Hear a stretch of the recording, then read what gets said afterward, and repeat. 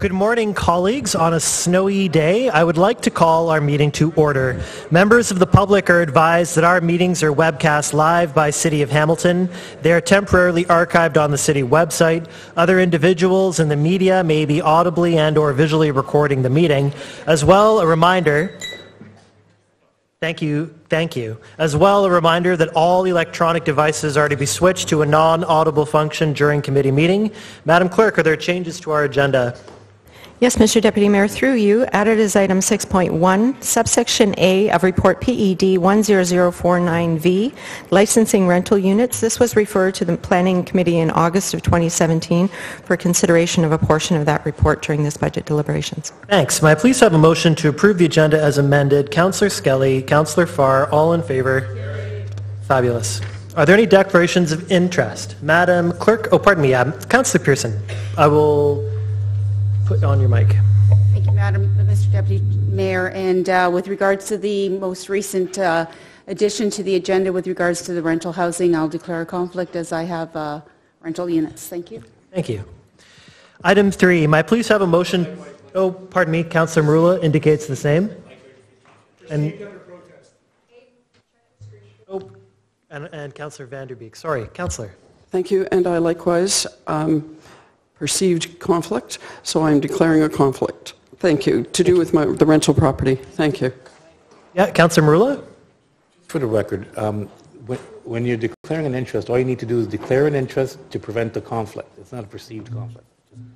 For the record. Okay, so I think that dispenses with item 2. Item 3 is approval of minutes of our previous meeting. May I please have a motion to approve the Jan 23, 25, and 26 minutes as presented? Councillor Ferguson, Councillor Connolly, all in favor? Great. 5.1. Mr. Thorne will provide a presentation respecting item 5.1. Welcome.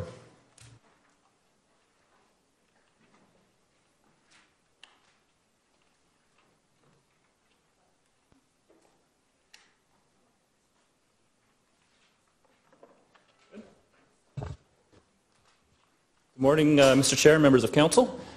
I want to begin this presentation by just thanking some of the staff in the room, particularly the directors and our FNA staff, Janie, Vanessa, and Lydia, for the information they've pulled together for this presentation. It's a great deal of work goes into pulling together this information and pulling together the presentation, and I want to thank them and to Mike Zagaric as well. I also want to acknowledge some of the staff who are in the room. Many of the staff who are here this morning are actually part of a program we have in the department that is our budget mentorship program. This is a program that was actually started by Marty Hazel a couple of years ago, because in talking to our staff about what are some of the areas you want us to focus on in terms of training and learning and development, understanding the budget process was a key one. So Marty developed this program where each director takes on a couple of mentees over the course of the budget process. Those mentees shadow the director, they attend all the departmental budget meetings, and then they come here today for the final budget presentation. And if I can thank Councillor Farr as well, one of the aspects of that mentorship program is they do a Q&A session with a member of council. So last year it was with Councillor Collins, this year with Councillor Farr.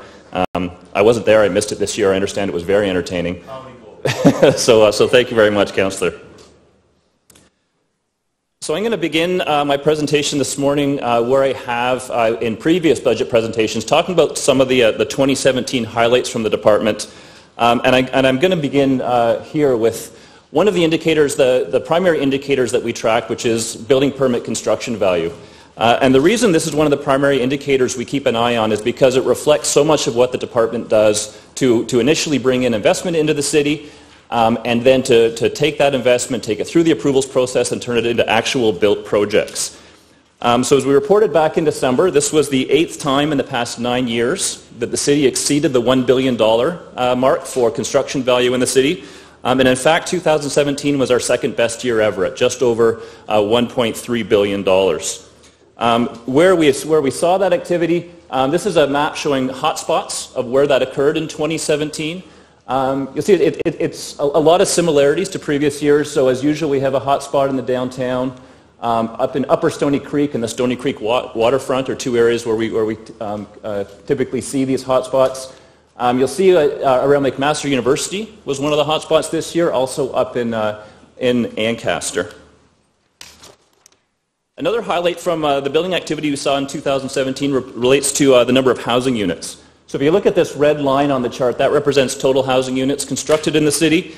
You'll see we're down a little bit from where we were past last year, but generally in keeping with the last 4 years of being above 2,000 units per year. One of the things that's interesting about this slide, if you look at the green bar here, that represents apartments. What's notable here is that this is the second highest year in the last decade for apartment units in the city, about 700 units. And this is really part of a long-term shift in trend we're seeing where if you go back 5 or 10 years, we were seeing more around 10% of our housing units were in apartment form.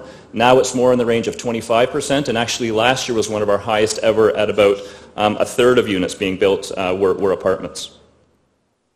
A positive trend we saw in 2017, going back to that building permit data, relates to our non-residential building permits. So I know this is an area that is a high priority for council, is increasing the number of increasing the non-residential assessment base, and that starts here with increasing the construction value, building permit construction value for non-residential. So I circled it kind of in the corner here. You'll see there's in 2017 we had an uptick. The red line is commercial, green is institutional, and purple is industrial. In 2017, we had just over $500 million in non-residential construction activity, which is up from about $300 million in the previous year. In terms of gross floor area, this is another good news story. If you recall, in our Economic Development Action Plan, we had established a stretch goal that we wanted to add 7 million square feet of new industrial commercial space. So take out the institutional, just looking at industrial commercial in this slide. 7 million square feet over 5 years, so about 1.4 million per year. And you'll see in 2017, even though we established that as one of our stretch goals, one of our really ambitious goals, we actually exceeded it in 2017, coming in at about 1.6 million square feet of commercial and industrial. All of that, of course, all of that development activity translates into high workloads, into high application volumes, and that's what this slide is showing. On the left, you'll see that last year we came in just below last year's record levels for number of building permit submissions. And on the right, you'll see that we had a record high in terms of planning applications, at just over 1,200 planning applications for the year. So this represents very high workloads, particularly in the planning division, growth management division, and in building. Led by Tony's group in growth management, we continue to deliver on major growth-related infrastructure in 2017. This is just a few examples. Work continued on the Upper Centennial Sanitary Trunk. That's a key project because it's tied into the sanitary outlet for the Ropa 9 lands, the Binbrook lands, and ultimately AEGD lands and the future Elfrida growth area. The Waterdown Water Tower, urbanization of Parkside Drive from just east of Highway 6 to Main Street, the Dartnell Road widening and urbanization from Rymal to Stonechurch, Storm Pond construction in the Sheldon-Mewburn neighborhood, and the EA Phase 3 and 4 for the Barton Street and 50 Road improvements.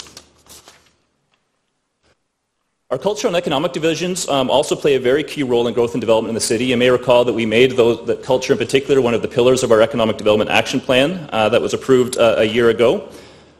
Some of the highlights, at the end of 2016, we were directed by Council to develop a shovel-ready employment land strategy. And in 2017, we had our first acquisition. Under Ray Kessler and the real estate team, we acquired just over 40 acres in the Red Hill Business Park. We also had a sale of one of our parcels in Red Hill. A major highlight from the ECDEV division was the preparation of the Amazon proposal. You've heard a lot about this. This is something that's really allowed us to enhance the value proposition we're putting into proposals in a wide range of areas, particularly around ICT, goods movement, the quality of life case that we make. We're already starting to tie that into a number of our ECDEV initiatives and proposals. So Amazon's obviously a major effort on the part of the department overall, but really the lion's share of the department's efforts in 2017, as they always are, we're focused on small and medium-sized business. We know that over 95% of businesses in the city have fewer than 50 employees, and about half have fewer than 4 employees. So we do have a very concerted effort on small and medium-sized business. That's where our Small Business Enterprise Center comes in.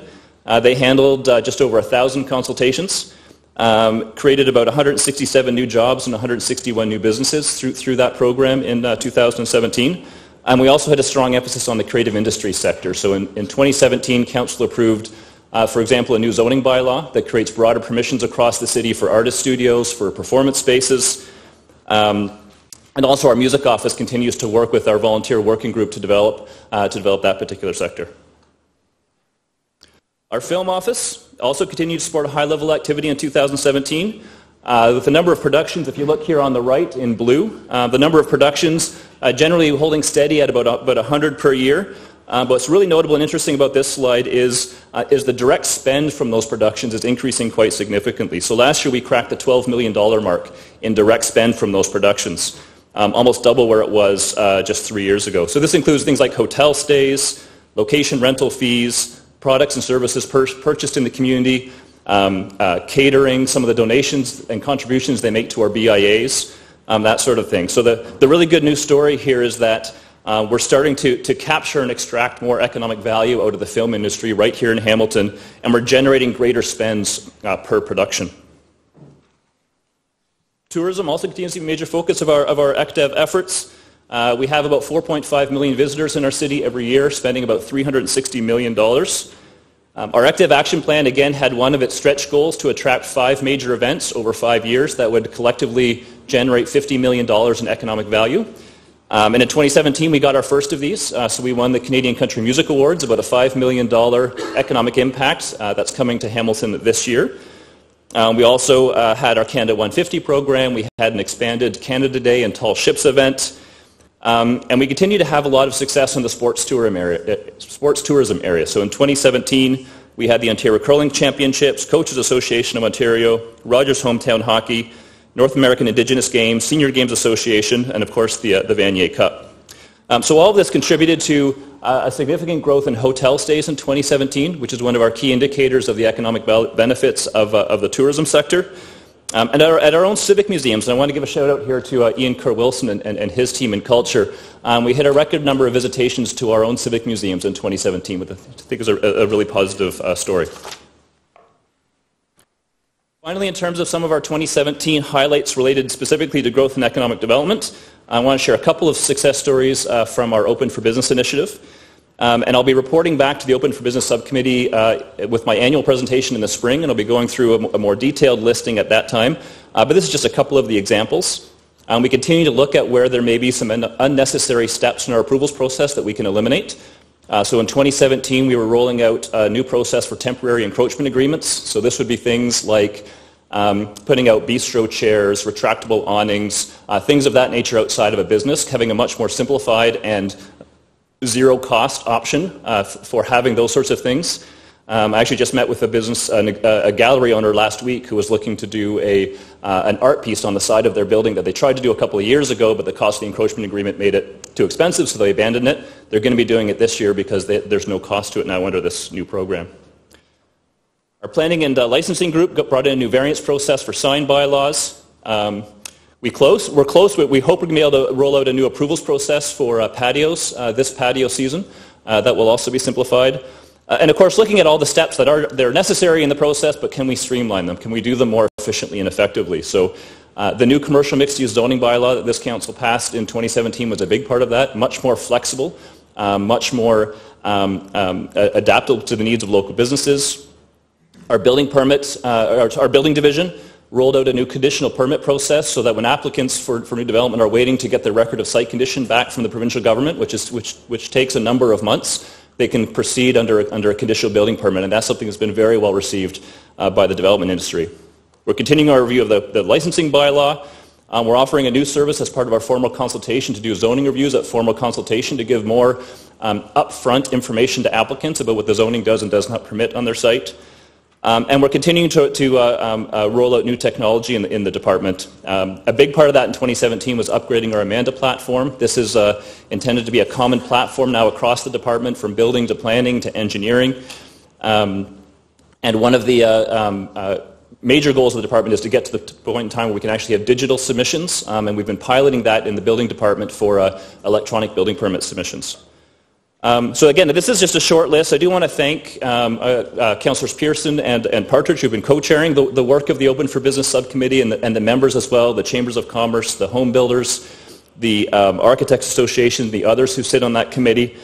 And when I report back in the spring, I'll be going through a longer list of of accomplishments. But I do want to highlight this image on the right here, because our efforts are starting to attract some attention outside of the city of Hamilton. So this was a report that was released last year by AMO, and it was a report on 5 best practices across the province for reducing burdens on business. And Hamilton's Open for Business initiative was featured as one of those 5 best practices. So most of those highlights so far have been more related to growth and economic development, but there's a couple more that I want to mention as well. One of the key budget challenges we faced going back to the beginning of this term of council was around the structural deficit we were having in our licensing and bylaw services area. So in 2015, we reported to council on a number of actions we'd be taking to address what at that time was a forecasted $1.7 million shortfall in revenues in this area. It was due to a wide range of factors, declining revenues from sales of lottery tickets, fines and inspection fees were going down because we're having higher compliance rates, business licensing fees were going down. So in the 2016 budget, council approved a $760,000 enhancement in this area and then directed staff to find the rest. And we've done so, and that's why I wanted to show this slide here. We've increased animal services revenues, you see in the light blue on the left there. Business licensing revenues in light green through more proactive enforcement, adding an additional 200 licenses in 2016, another 150 last year. New licensing revenues from things like payday loans, personal transportation providers.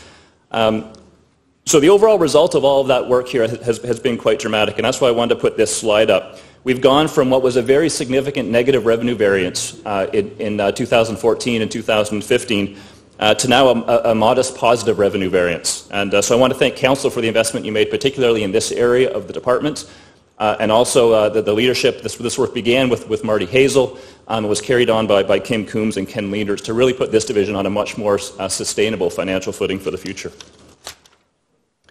And finally, I can't talk about 2017 highlights without hitting on a couple of our department's major projects, the West Harbour and the LRT. LRT, of course, hit a major milestone in 2017 with the submission of the EA addendum report to the province. We also continue to work on the PSOS and on the reference concept design. And our community connectors did 2 rounds of canvases reaching out to about 1,300 businesses and homeowners along the corridor. And in West Harbour, of course, at the end of the year, we launched the RFP process for the Pier 8 lands. We also had a very successful design competition process for the Pier 8 Promenade Park. So look ahead now at some of the trends and issues over the next couple of years. Our department's focus is going to continue to be on driving growth and on economic development in the city. And for that to happen, we know we need to address a couple of challenges. We need to make sure we're continuing to build our service land supply for both residential and non-residential development. So that means advancing our planning work in Fruitland, Winona, in Elfrida, in the AEGD. We know that cost competitiveness with adjacent municipalities is going to be an increasing challenge. So this includes things like tax rates, development charges, land prices, which has historically been an advantage for the city of Hamilton, but also applies in sectors like tourism, where we know that the cost to play and the cost to compete for major tourism events is only going up.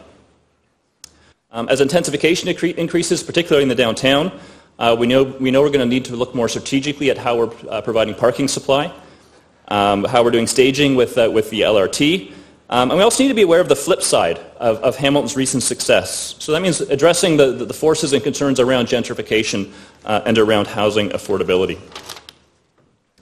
Open for business will also continue to be a priority for us. So this is going to be critical to helping us keep up with the development activity levels in the city. So we'll be needing to finalize some of the KPIs and benchmarks that we'll be talking about in a moment, transitioning more to electronic submissions. We're dealing with the changing legislative environment. Beginning this year, we're going to be transitioning away from the Ontario Municipal Board to the new Local Planning Appeals Tribunal.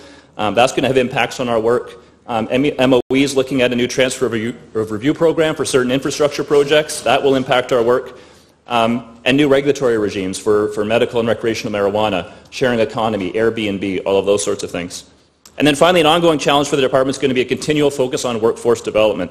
We know we're going to be dealing with increased workloads in the coming years. We know we're going to be dealing with changing regulatory environments. That takes training, that takes capacity building, and we're also going to be dealing with some retirements of some very key veteran staff, and that's going to be a challenge for us as well.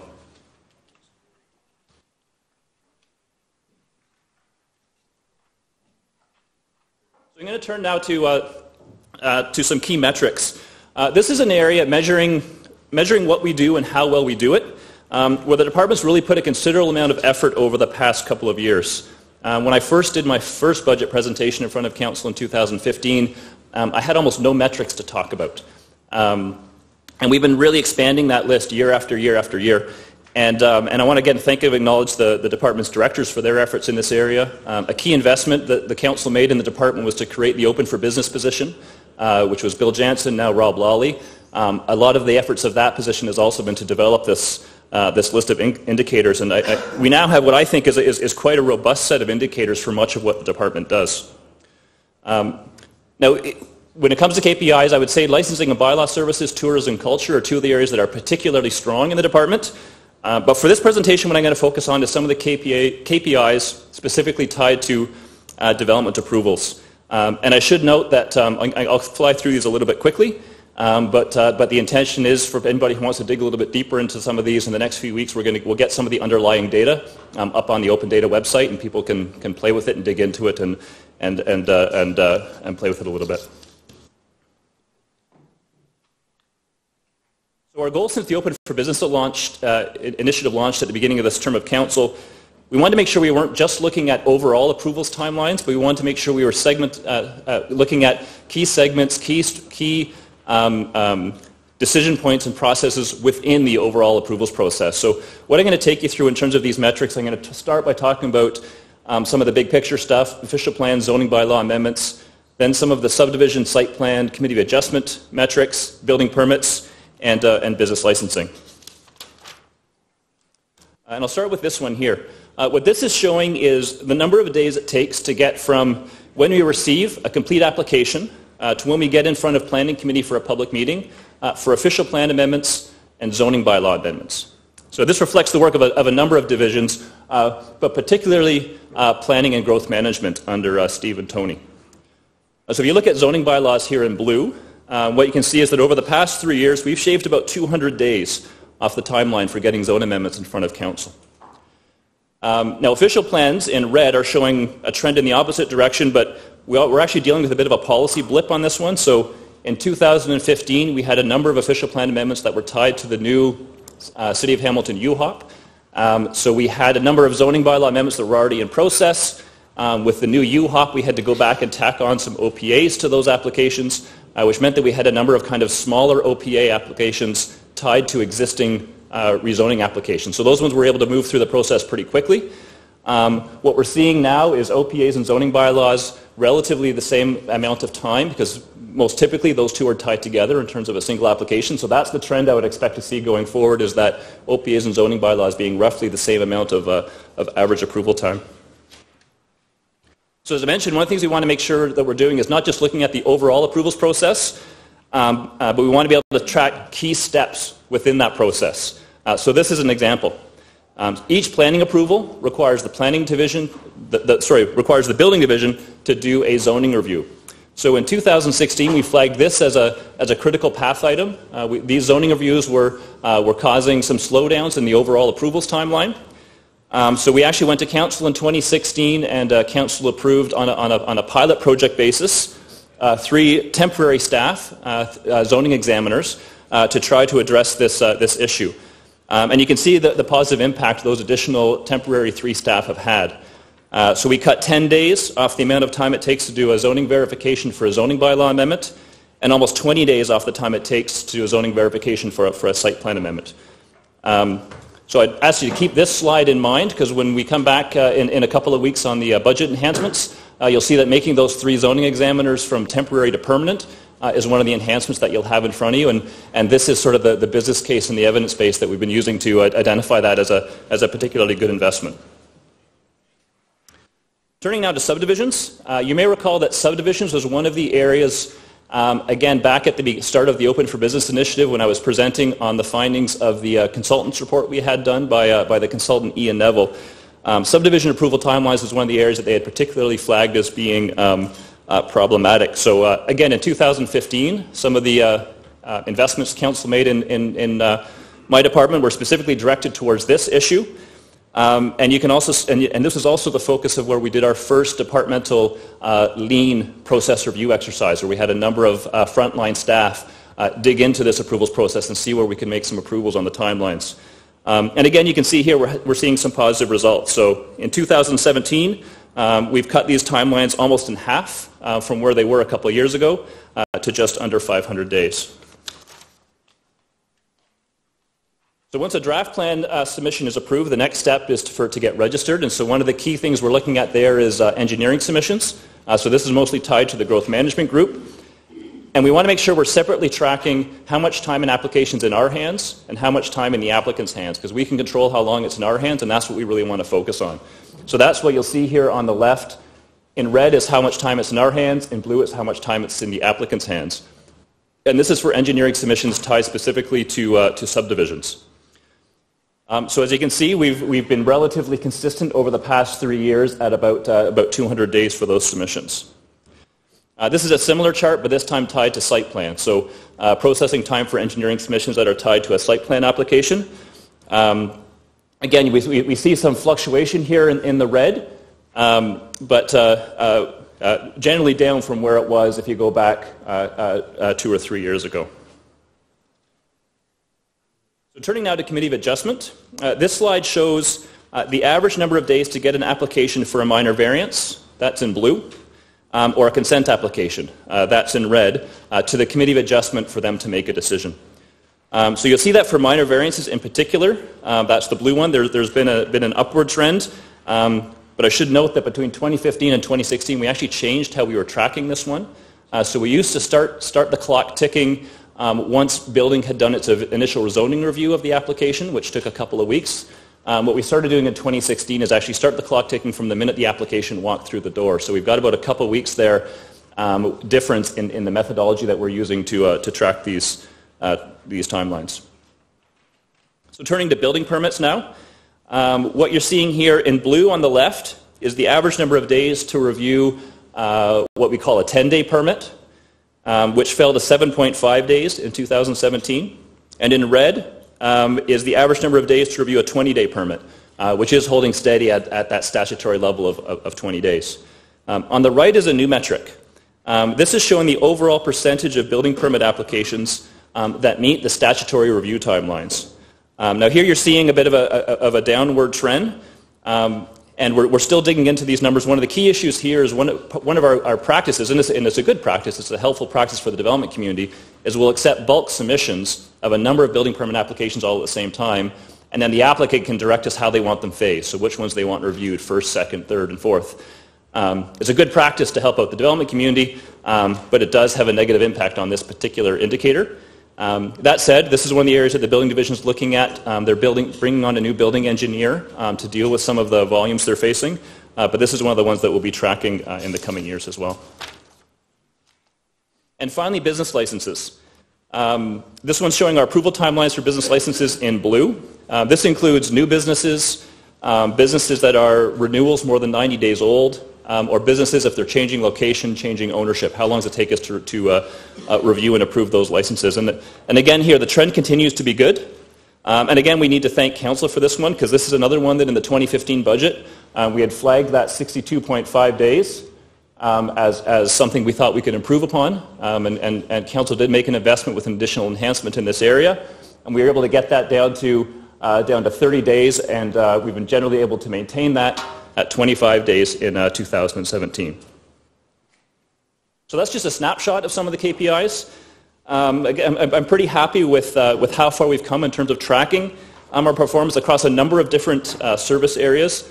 The next step for us and what we focused on more in 2018 is turning some of those KPIs into benchmarks. So we have a pretty good understanding now of how long it takes us to do certain things. Now we want to establish service level benchmarks. We can go to the community, development community, the business community, and say, zoning bylaw applications, our standard is going to be this many days. Engineering submissions, our standard is going to be this many days. And then track to those benchmarks. That will help inform our budgeting. What are our resourcing levels? We need to either maintain or improve those service levels. And importantly, in 2018, we'll be looking at the fees bylaw for the planning fees that we're charging, and tying that to the resourcing levels we need to hit the benchmarks that we want to hit.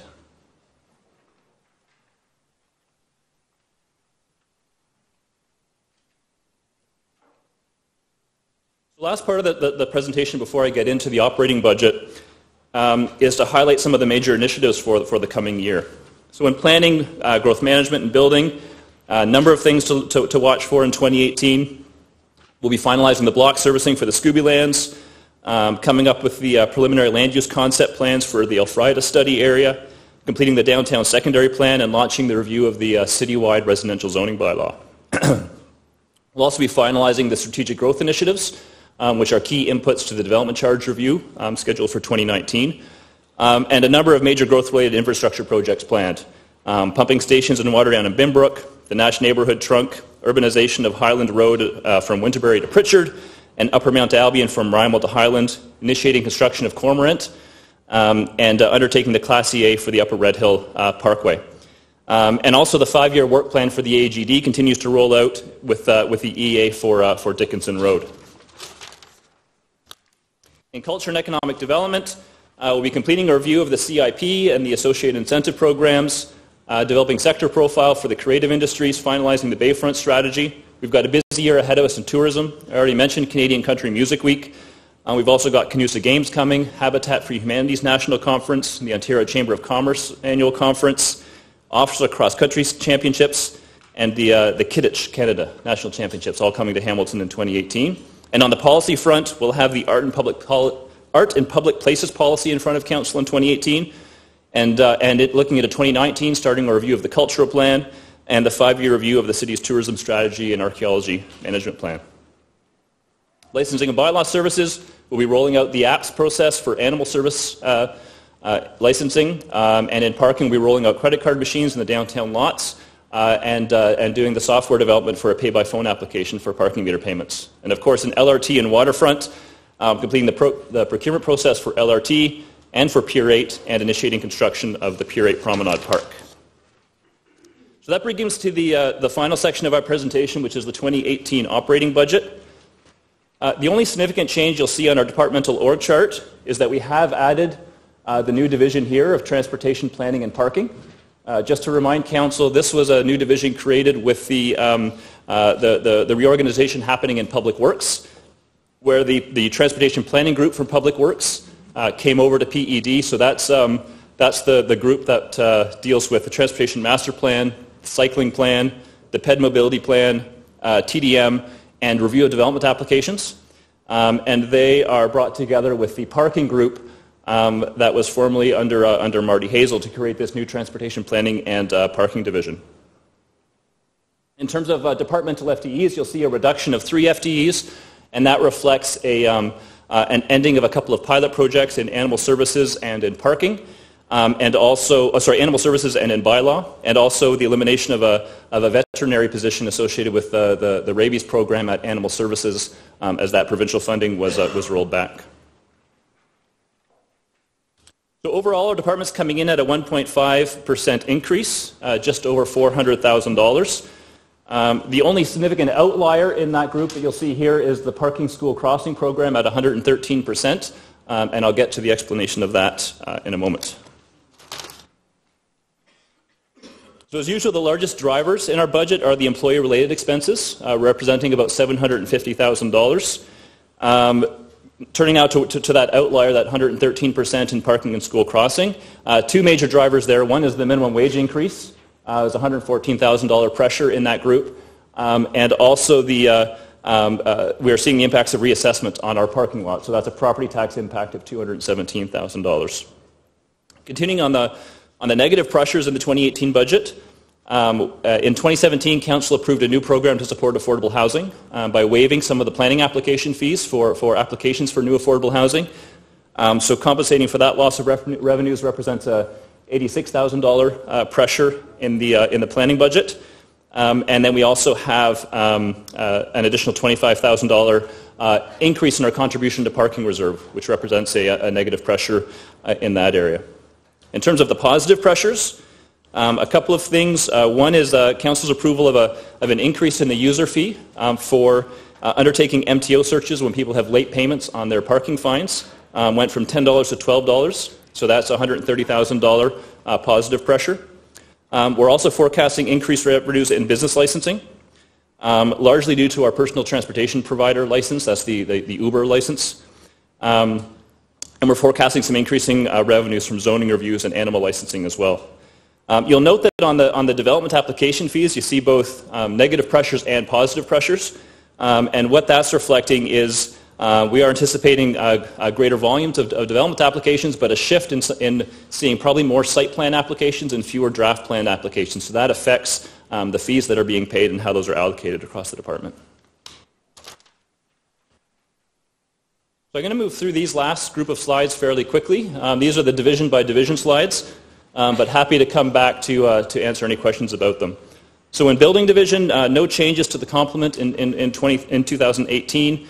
A 0.8% increase, $7,710, pretty much entirely due to employee-related costs. In economic development, again, no changes to the org chart, although we did have in years the cartographic services staff shift from economic development into communications. You'll see a positive 0.5% change in budget. There's the usual employee-related costs here, but we're also showing here about a $50,000 cost savings from the operating budget of the Flamborough incubator no longer being on the budget. So that's a $50,000 positive pressure on economic development. In growth management, no changes to the staff complement. Showing a 3% change. The thing to note with growth management is there's actually very little impact on the levy, so that 3% change reflects $14,000. And that's largely employer-related costs, but those are being largely offset by some increase in revenues and some saving in our vehicle expenses as well. Licensing and bylaw services. This is where that FTE reduction I spoke about earlier in terms of some of those pilot projects winding down. You'll see that reflected in the org chart here. We have some positive pressures on the budget. Increase, so this $225,000 in employee-related expenses. We've got some increases in office rent, insurance costs, some software expenses, but these are offset by some positive revenues in animal services, licensing revenues, and some savings in our vehicle costs. I already spoke a little bit about parking and school crossing. No changes to the complement in 2018. Here you'll see that 130% increase, and as already mentioned, 130,000 of that is employee-related costs, 114,000 minimum wage increase, and then a property tax impact of $217,000.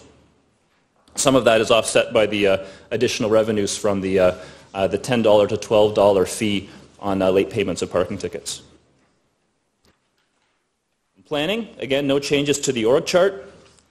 And seeing a positive pressure on their budget of $170,000. There's the usual employee-related costs here of about $170,000, as well as that affordable housing program that I mentioned earlier.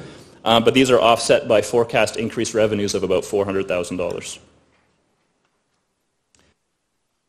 Tourism and culture, a small change here in the org chart. We did reduce the management FTE as a result of combining the events office and tourism and creative industry section. So the overall FTEs stay the same, but we did have one management FTE shift into a non-management. The 1.6% here, again, mostly employer-related costs. Some increase in security costs related to some of our event programming, but we're also forecasting an increase in revenues of about $40,000. I won't spend a lot of time on the LRT office. No changes here to the org chart, and of course a zero levy impact, given that this is a fully funded program by the province. And finally, in the general manager's office, again, no changes to the org chart, and just employer-related costs affecting the budget going forward to 2018. So that's my presentation, and I am happy to take any questions. Thank you. First up, Councillor Farr. Thank you, and great pace today, Jason, and congratulations on another successful year in planning, and to all your staff as well. They're always a pleasure to work with, and I always enjoy, I know everyone does, on the planning committee, working hard every couple of weeks and getting things done and working in conjunction with your good qualified people. Looking forward to the downtown secondary plan. it looks like April now, and that you highlighted in your presentation, and hopeful that we can get that out there as soon as possible instead of the traditional few days before that public meeting. Certainly, as you know, a lot of interest in Ward 2. Junos, unfortunate news the other day, but I know it wasn't for lack of effort. Our culture and tourism team put on a great bid. Once again, London just sold the barn and everything in it and managed to get, and good luck to them. I'm sure they'll be great hosts. They're quite a music city. Music patios, something that we unfortunately approved last spring, but because of an OMB appeal, that was stalled, and it was the summer that wasn't. However, I'm assuming that appeal will be heard in time for 2018, and we'll be able to get to what Council wanted to get to last year. And finally, all of your work, and through you, Chair, to Jason, on inclusionary zoning, family-size apartment units motions from last year, the affordable housing is referenced here, work that we're trying to do through planning, adding up to complete communities. How are you managing all of those motions that ask staff to do these feasibility studies and so forth into your work plans? So through the Chair, I'll start with inclusionary zoning. So we have direction from Council already. Once the enabling regulations are in place by the province to bring an inclusionary zoning report to Council. We're going to be coming, I believe it's the second meeting in February, with an update to Council, because just before Christmas the province did put out their regulations in terms of how they'd be rolling out inclusionary zoning. So we'll be coming back to Council with an information update at that point, as well as a bit of analysis in terms of what that might look like in Hamilton. But those regulations still aren't enforced, so there's nothing we can do on the inclusionary zoning front yet. I'd say one sort of, I guess, new development around inclusionary zoning that was a little different from when the province was consulting early last year was around the required financial contribution from the city. It was thought that the contribution of the city, of a municipality towards inclusionary zoning might be able to take the form of, for example, density and density bonusing. What they're suggesting in the regulations that they have out is that would not be the case. There would actually have to be a financial contribution, either in the form of parkland dedication fee considerations, development charge fee considerations, planning fee considerations, something along those lines. But we'll have that in front of committee in a couple of weeks. You also mentioned laneway housing, secondary suites, accessory apartments, those sorts of things. So we're looking at that as a specific body of work within that residential zoning bylaw that I mentioned will be rolling out in 2018. So that'll be tied in with that work plan.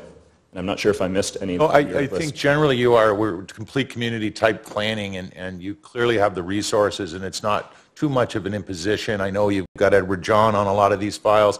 A lot of it you can incorporate into other policy that we're creating. So it's not taxing on your work plan, is what you're saying, through you, Chair. Through the Chair.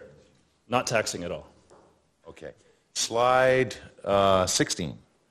Are we assuming, it's great to see these modest revenues, and thank you for thanking Council. They are modest, around $200K, the licensing and bylaw services. I would assume go into a reserve, and as these reserves grow, are we examining the needs? I mean, it's a heavily staffed service that we're providing there. So what's the plan there as these reserves grow through you, Chair? So through the Chair, these funds aren't going into reserve. What these are doing is they're offsetting some of the pressures, for example, the employer-related costs, those sorts of pressures we normally face in this division have historically gone straight to the bottom line. Now we're able to offset some of that with this revenue growth. Okay, thank you for clearing that up for me. 19, on the parking supply and delivery. It was only a few years ago, Jason, that we did a review of the downtown parking study. We identified some key areas of parking need. We've tackled the main one, the number one on the list, King Bay. And it's time, I guess, for another review. What are we doing then? Because you're concentrating, it seems, on the parking issues downtown. Are we tying it in as well if we're going to review again or look at this more closely this year? And now that you have transportation planning under your wing, is there a tie-in there through you, Chair? Yeah, so through the Chair. So that is a piece of work we're looking to do in 2018, specifically looking at how we're managing parking supply in the downtown, both as some of our lots go to market, because we have direction from Council to take some of those lots to market and see if there's development interest in them. We've already had three transactions of some of the smaller parking lots.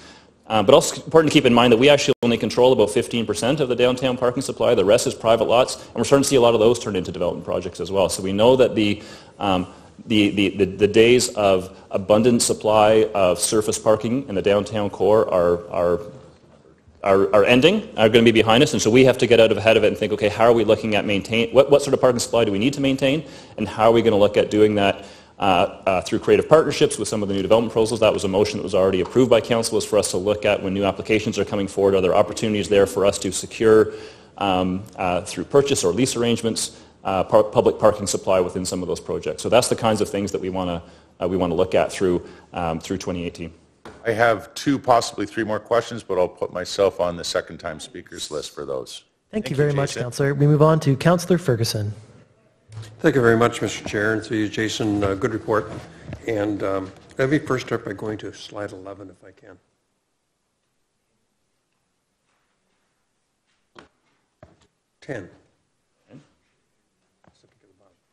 Thank you. And I just want to first point out, I don't hear many complaints from building, but they're just doing huge growth in number of building permits issued. And so I just want to congratulate Ed and his team for, I don't hear any complaints from you, Ed. You're not asking for more staff. You just plug along. And I did the arithmetic, and they're processing 35 building permits a day, in which that's huge. And I had no idea they have that kind of workload. So I wanted to publicly congratulate the building department, what they're doing. On the applications, development applications, that is trending up, which is, I don't think anybody's surprised by that because Hamilton's been discovered. But a couple of years ago, you had a very chronic problem in planning with vacancies. And applications are going to 2 and 3 planners before they get processed. What's the status of vacancies in planning right now?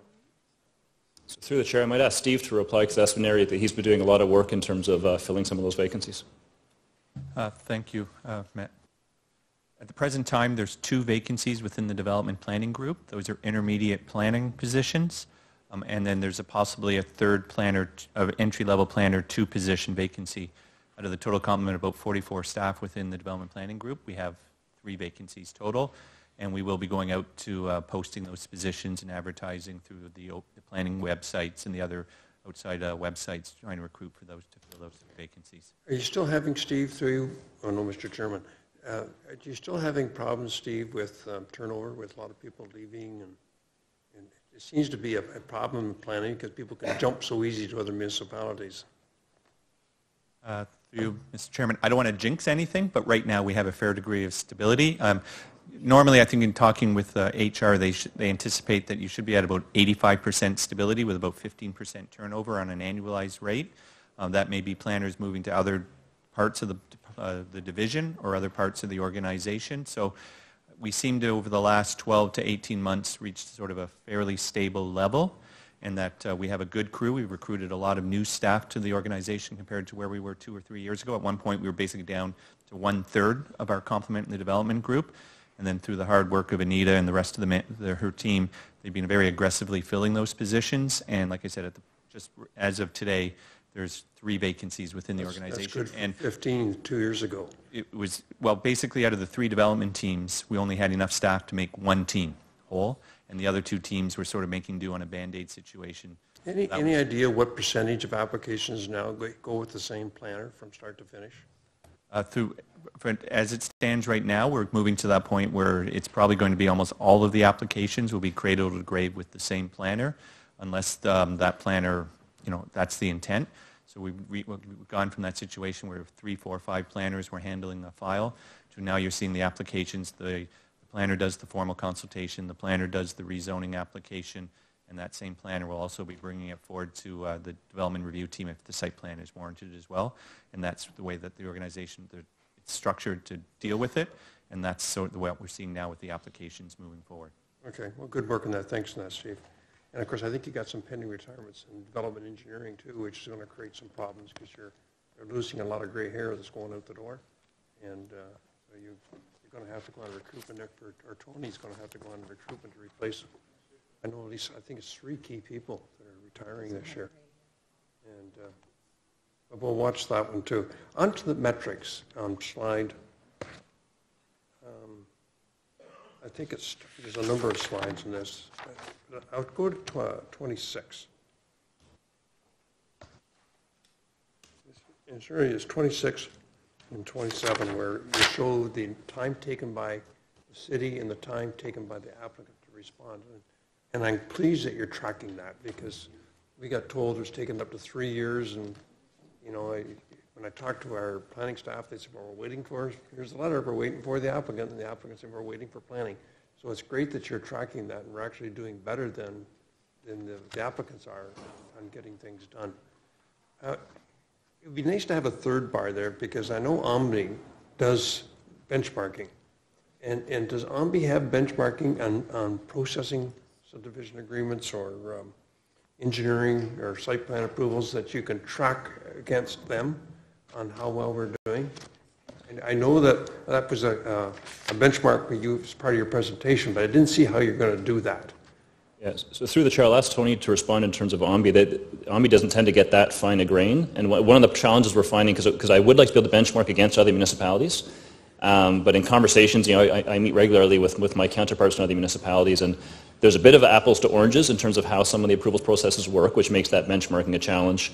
But it's that fine-grained benchmarking that frankly, I think we're a fair bit ahead of where other municipalities are, because tracking against the overall approval timeline for a plan of subdivision hides a lot of important data. The key one being how long is in our hands versus how long is in the applicant's hands. So this is a level of analysis that I don't see happening in a lot of other municipalities. So it's a little bit difficult for us to benchmark. I'll ask Tony in terms of the OMBI. Yes, we don't have that. That means they don't do anything, Tony? Through the chair to the councillor, I'm not aware of what the other municipalities are doing or OMBI is actually doing for tracking.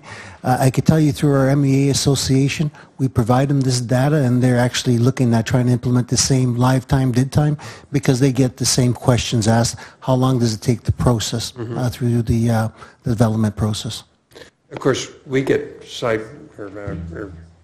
the right word to use here? We get bombarded with applicants saying, I'm never coming back to Hamilton again, I'm going to Brantford, I'm going to Cambridge, I'm going to Niagara Falls. It'd be nice to see how we stack up against other municipalities. So next year, we've come a long way by breaking out our time, developer time, to go to that next step to see how we do compared to competitive municipalities, because it is a competitive business where development occurs and where the jobs are created, and it'd be neat to have that. So thanks for that. And we go to slide 33 next. Sorry, 33? Yep, my last one.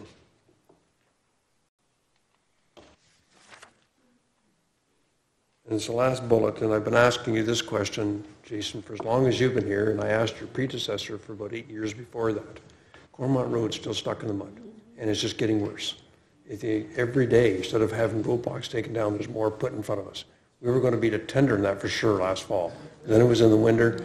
Now, we're in GRCA is a problem now, and we're still stuck in the mud. What do we got to do? We need a dedicated person who has power to just stay with this thing and take roadblocks down. Everybody seems to be putting roadblocks up. I don't know how anyone in the development industry, if this is what we're experiencing here, gets anything done. Because I've personally been at this now for probably 9 years, trying to get this across the finish line. My colleagues are sick of me talking about it. But I bring it up every year at planning, because it's always up on the screen, and it's never done. Thoughts? Yeah, so through the chair, I share your pain. This one has been a saga. It is the challenge of trying to complete a road outside of a draft plan. Tony does have a dedicated project manager who's shepherding this one through. But as you said, there's a lot of moving parts in this one. It's tied to a draft plan approval. It was tied to the EA process and the bump up we got there. We're still dealing with some outstanding provincial approvals. It is one where if you can think of everything that could get in the way of a project happening, it's happened on this one. I'll ask Tony if he wants to give a bit of a comment in terms of the next steps and where we're at. Through the chair to the councillor, we understand the great importance of this job, not only in terms of the existing businesses there, but this extension will add over 100 acres of new serviced industrial land in a very high demand area. The challenge is, as Mr. Thorne has indicated, that we're at the mercies of the approval agencies. We're tied to the 2 environmental assessments that fix various alignments, especially for the creeks. we have a game plan. We're going to be meeting with some of the abutting landowners to look at options to move forward. We haven't lost the desire to get it tendered this week. We still have to come back to council with a final purchase and sale agreement that we committed as part of that motion that came forward.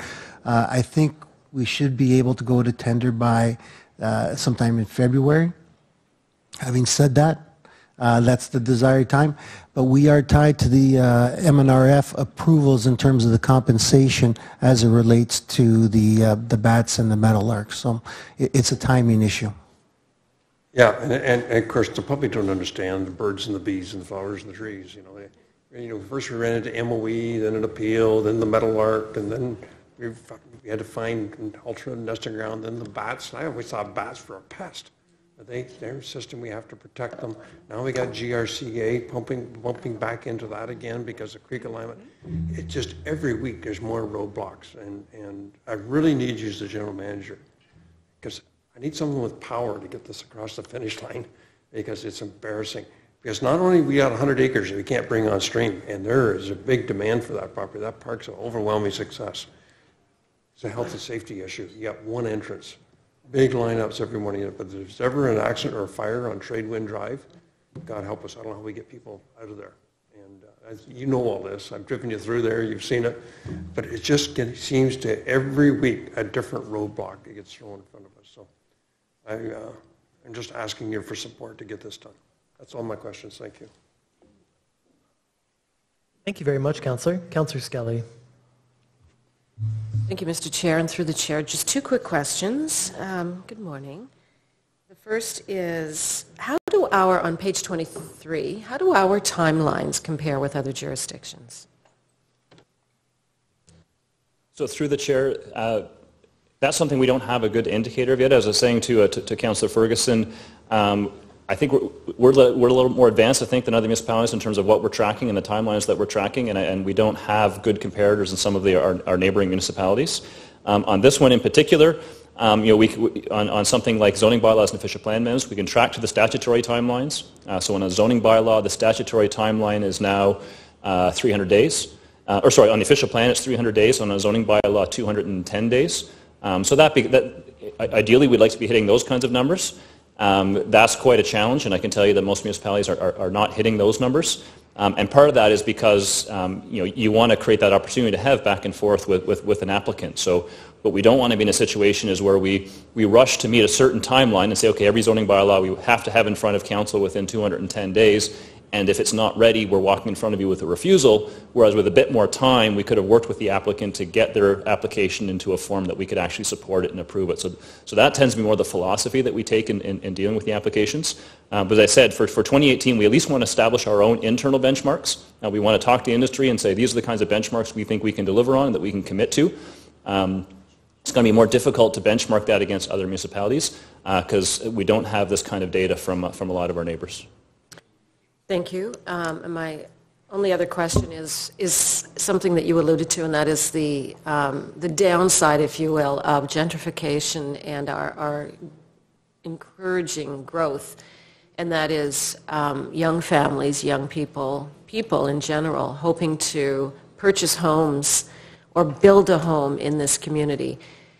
Non-public related initiatives, are there any, and what does your industry, what are some of the magic pills, I guess, that people are turning to, or are there any to address this?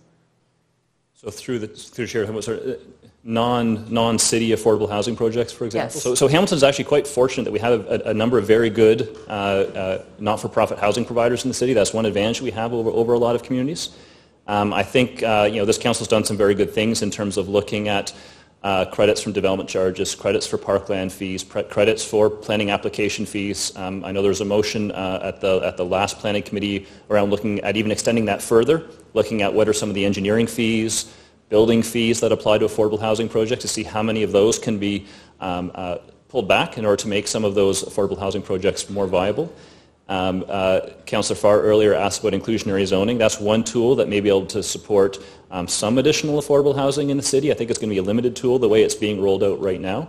The other piece that we've been asked to look at is around, and I mentioned we're doing that through the residential zoning, is a very high supply of private affordable housing, especially private affordable rental housing, comes in the form of laneway housing, of basement apartments, of accessory apartments, secondary suites, those sorts of ancillary units tied to existing homes. So that'll be a big discussion we'll be having around the residential zoning exercise is where and when and how do you want to accommodate some of those in the city? Because I said that can be a very good way of not only putting affordable housing on the market for people looking for that housing, but the people living in that housing now can create a revenue stream for them that makes their existing units more affordable to them. Through the chair, tied to this question, intensification, is there any push to reconsider intensification, or is it just it's here to stay type of thing? In other words, we see the intensification, but that's also got two sides to it, right? Two sides to the double-edged sword.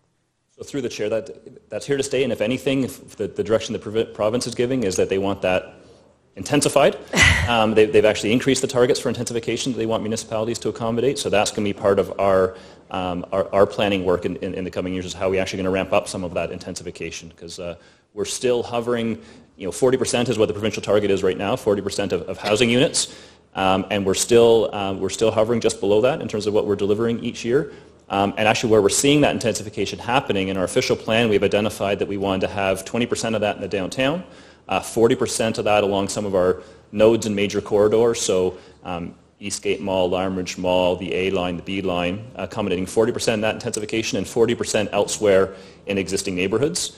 What we've actually seen so far, kind of in our first 10 years under this policy regime, is we're seeing a lot of that intensification that is happening in some of the surrounding neighborhoods. We're not hitting the targets we want to be hitting in our downtown and the nodes and corridors compared to what our official plan has set out for us.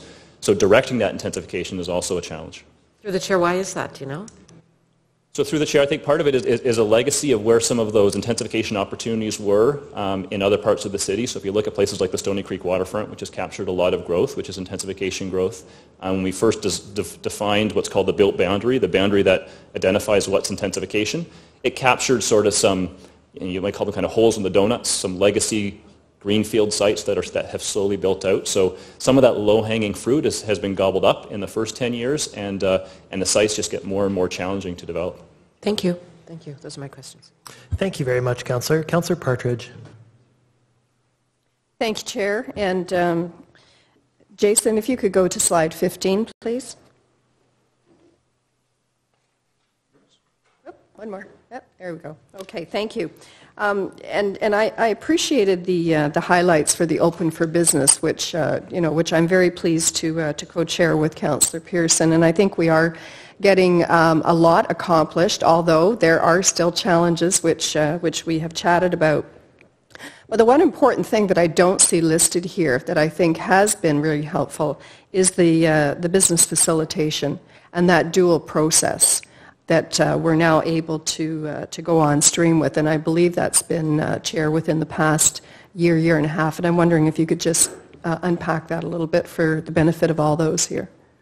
Yeah, so through the chair, so the business facilitation team, which is sits down at the first floor next to the Small Business Enterprise Center in the One Stop, is a team that they're physically part of the planning division, but they really work across divisions on dealing with complex approvals, and complex doesn't necessarily mean big. Actually, a lot of what they deal with is some of the smaller applications, but that have run into issues of one sort or another. And so that was a team that back in 2014 was a team of 3, and in the 2015 budget, Council approved 2 additional business facilitators, specifically in 2 areas, one to focus more on small business and one to focus in the rural area, because those are 2 areas where we're consistently running into more issues for a variety of reasons. A big part of it is that these tend to be applicants who don't come to our counter with their planning consultants and their engineering consultants and their architects. There's a bit more of trying to do it themselves.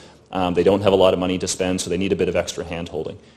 So we now have a team of 5 in our business facilitation team. And I appreciate the councillor acknowledging them, because they have been quite successful in dealing with everything from a major application like a striker to small restaurant applications that just need a little bit of extra help.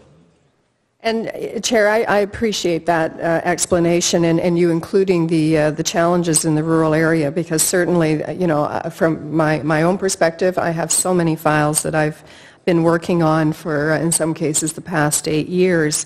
And also recently in the last 2 years. And the rural applications, they are complicated.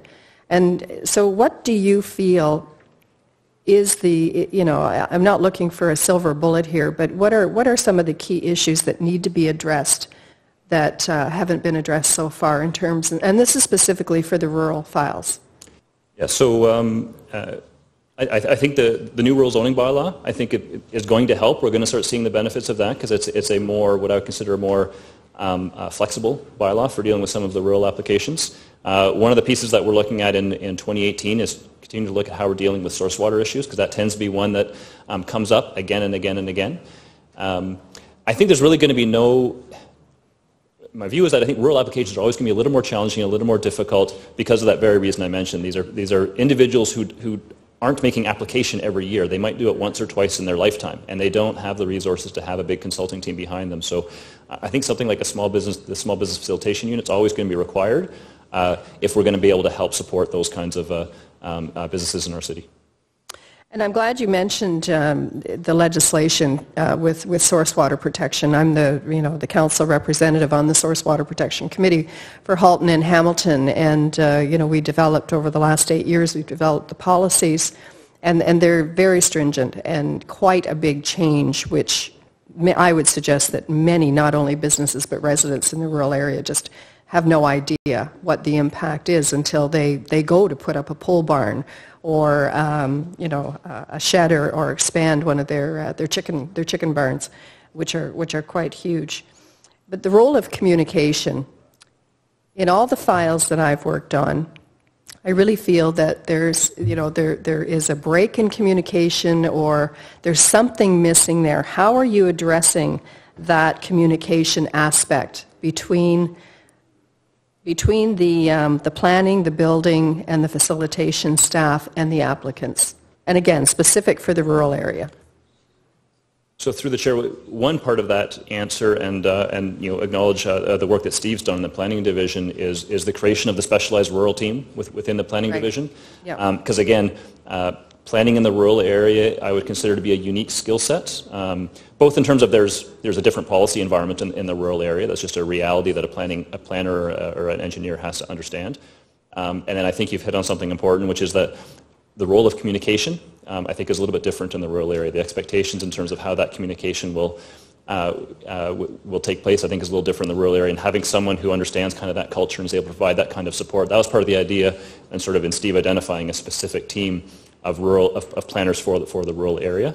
On the source water question, what we're trying to look at is looking at what our policies are and looking at the steps in that approval chain and finding out are there ways that we can do that a little more efficiently. And I don't have anything yet to present to council. We hope you'll present something soon in terms of how we look at those standards and how that approvals flow happens between building, planning, and public works.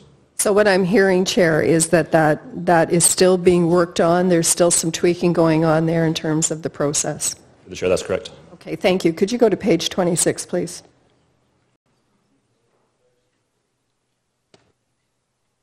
So when I look at the chart on the left, and you've already been asked a few questions about this, I look at 2017, and certainly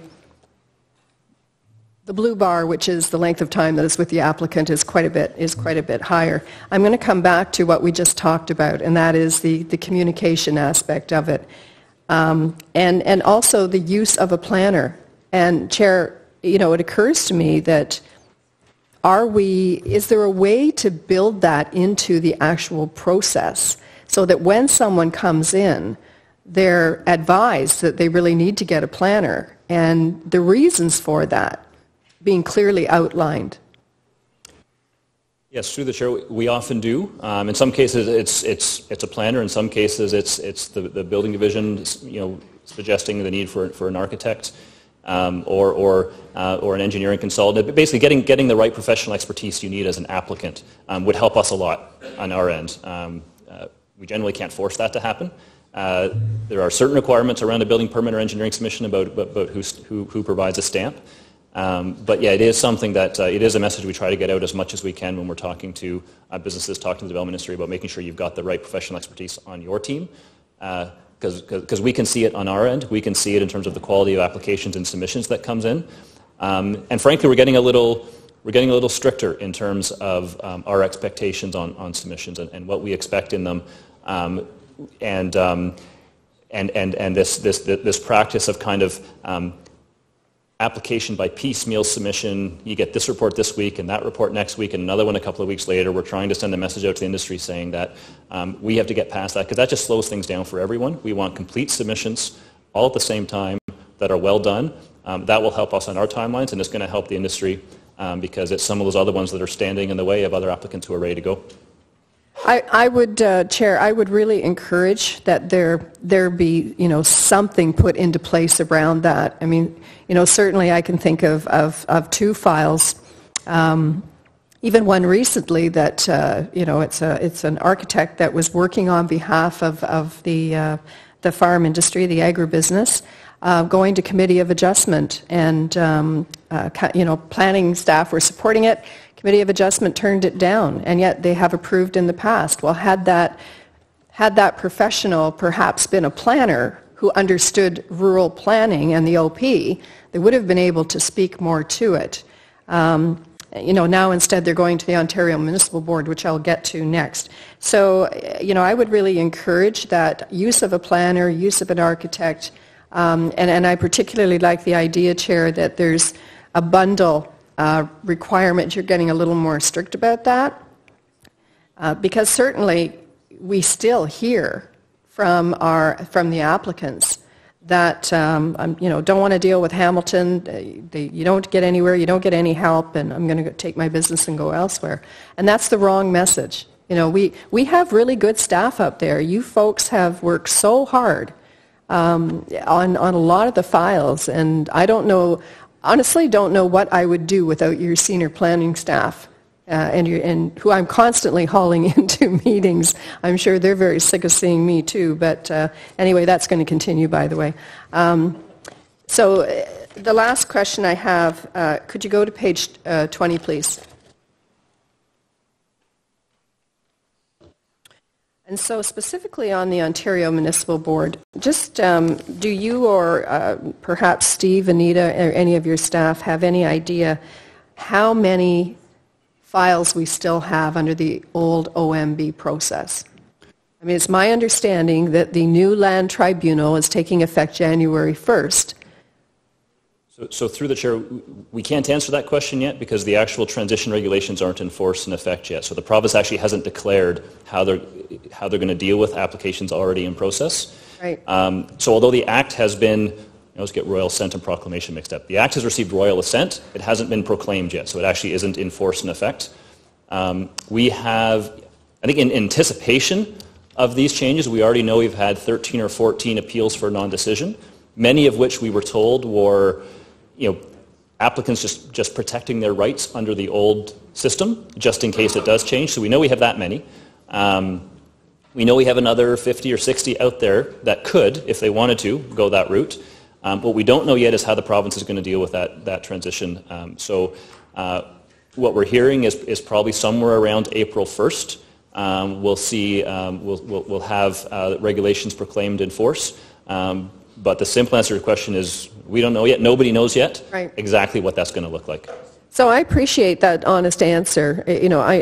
I know I've got at least 5 or 6 more for the Waterdown area, and it seems like I've been attending OMB hearings for the last 4 or 5 years, just nonstop. But I do appreciate that we still have some legislation to be put into effect. So thank you. Those are my comments and questions. Councillor Whitehead. Thank you, Mr. Chair. Maybe a good place to start. I wasn't clear on the implementing zoning bylaw of the OPA. There was a conversation about the fact that, I'm hoping I got the context right, the 200-day kind of guideline or whatever, and you had indicated that you felt that a lot of municipalities are having trouble with those timelines, and you think it might be tight. So I guess the question is, currently in Hamilton, we have a zoning bylaw regime, the implementation, that exceeds the lifespan of an official plan before review. So I understand that you're supposed to review these every 5 years, and yet we're not even completed the original implementation bylaw for that official plan. I didn't get a sense on what you think is an adequate timeline, because I don't think what we're doing right now is good performance in regards to those implementing bylaws. There might be good reasons for it. I'm not suggesting there isn't. But to suggest that years after the 5-year review, we're still in the process is somewhat troubling. So help me understand, what improvements do we need to make to ensure that at the very least that the zoning implementation bylaw, both urban and rural, is done in a timely fashion and done before the 5-year review?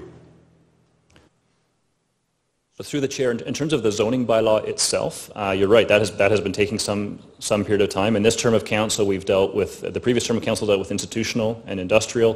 This term of council has dealt with the rural and the commercial mixed use, and we've started to do the preliminary work on the residential. That's the last big area to deal with, and that's in our 2018 work plan. Hamilton, I think, was in the unique and somewhat unfortunate position of not only having to do its zoning bylaws to conform to a new official plan, but it was also amalgamating the zoning bylaws of the previous municipalities all at the same time, which has just added a whole layer of complexity. So it is taking a long period of time. I acknowledge that. I know with both the rural and the commercial mixed use, we ended up doing multiple rounds of consultation and multiple drafts both in front of committee and going back into the community, because there's people who had a lot of questions. So most recently the commercial mixed use zoning we had in front of committee and was tabled for some further discussion with applicants. So that process does take time. As I said, the last major piece is the residential piece, which is in our 2018 work plan. Once that zoning is in place, what this slide is speaking to is not the actual adopting of the parent zoning bylaw. This is dealing specifically with individual applications to then amend the zoning bylaw tied to a specific application.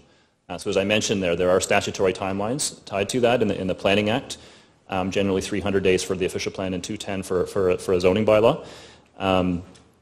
And that's the ideal metric that we aim for. But as I said earlier, this is kind of where you walk that line between wanting to have good customer service, wanting to be open for business, that we don't want to be rushing to a timeline with a refusal if all of the information isn't in our hands yet, or if the applicant is making some changes in response to comments we have made. We want to leave time for that back and forth. And by and large, the industry gets that. We normally only have 2 or 3 appeals per year, I think, in terms of appeals for non-decision, for a slow decision. Generally, the applicants get that they want to have that back and forth time as well. So in terms of what our actual benchmark is going to be, as I said at the outset, we haven't actually established that yet for these KPIs and metrics. Our challenge for this year was developing them and looking at what our trend line is. Now we have to have conversations amongst our staff. We want to talk to the industry and say, okay, what should the benchmark be that we're shooting for in the City of Hamilton on all of these metrics? So I guess the reason I raise it, because I don't know if you really answered the question on, do you believe that at the very least a benchmark should be that the implementing zoning bylaws for the official plan should be done before the 5-year review? Is that a yes or no? Through the chair, yes. As I said, though, the challenge in Hamilton was that we were also amalgamating the zoning bylaws at the same period. Well, I didn't say that we didn't have a unique circumstance. I just want to know what. So the next question, obviously, is that do we have any idea on the delay it took us for the urban, the urban commercial zoning bylaw implementation, which was an inordinate amount of time. In fact, I believe it started after the 5 years in the context of the official plan. How much foregone revenue we lost as a result of that? So through the chair, I'm going to ask Steve to respond. If I understand the question correctly, it's kind of from the commencements of the commercial mixed-use zoning bylaw review to where we're at today, which is almost at the point of adoption. And I think the other part of your question is in terms of how long the delay of getting to the commercial mixed-use chapter of the zoning bylaw since the UHOP was brought into force. So I'm going to ask Steve if he can respond to that one.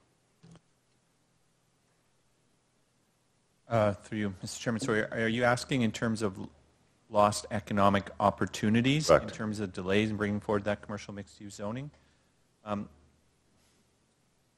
don't know if I could really answer that question because the individuals throughout that time always had the right to make a site-specific development application if they decided they did not want to wait until such time as the city had completed the commercial mixed-use zoning. So we were having applications coming forward throughout the pre- and post-UHOP adoption and pre- and post-adoption of the commercial mixed-use zoning where people were bringing forward site-specific development applications and staff were generally supportive of those applications. Some individuals were sitting on the sort of waiting until such time as the city brought it forward. I think, but once we completed the rural zoning, we did bring forward that commercial mixed-use zoning effectively in probably less than 18 months in terms of bringing it forward to the statutory public meeting, resolving the issues, then finally getting it adopted by council in late last year. And now we're trying to resolve the appeals to the commercial mixed-use zoning to allow it to come into effect. And hopefully we can expedite that process as quickly as possible so individuals can now take advantage of what the commercial mixed-use zoning, the benefits that applies to those properties. So through the chair, we haven't quantified, but I know even on Rymal and Upper James, I have several that we're not going to spend the huge and significant money that would be required for that site-specific process. So let's be clear, the deterrent for a lot of people was that they would have to go through an additional stage and additional money to do something that would be as of right once that mixed-use zoning was in place. We have no idea how many dollars were lost or delayed in regards to enjoying the tax generation through those particular applications. So the reason I'm raising that point is back to you need to have timelines because there was and we haven't quantified how many dollars we lost over this period, but it's clear that we did. And the question is, if we can't quantify it, but in principle we understand that there would be, I know people that are now making the applications that didn't do it, and they were just waiting for this to happen because it was cheaper for them to do it, and they could wait until this. The problem is that they waited. It was supposed to be 2 years. It's taken over 5-6 years to get it done. So I think that just illustrates the need to make sure that we do it in a timely fashion. And I guess the other issue for me, and help me understand this, because this is what I'm trying to explain to the development community, is how is it that the area that, again, cost benefit, the mixed use, commercial, urban, would have generated, again, a lot more revenue to the city coffers and even potentially jobs, but we choose to put that and do the rule first. And yet the rule will not generate the dollars that we've now forgone over these number of years on the mixed use. So help me understand how we set those priorities.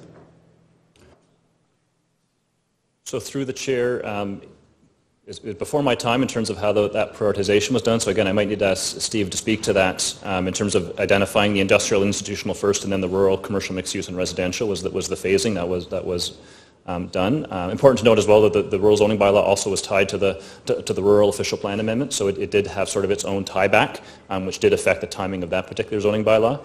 But I'm going to have to ask Steve's reply because that phasing was established before I came into the role.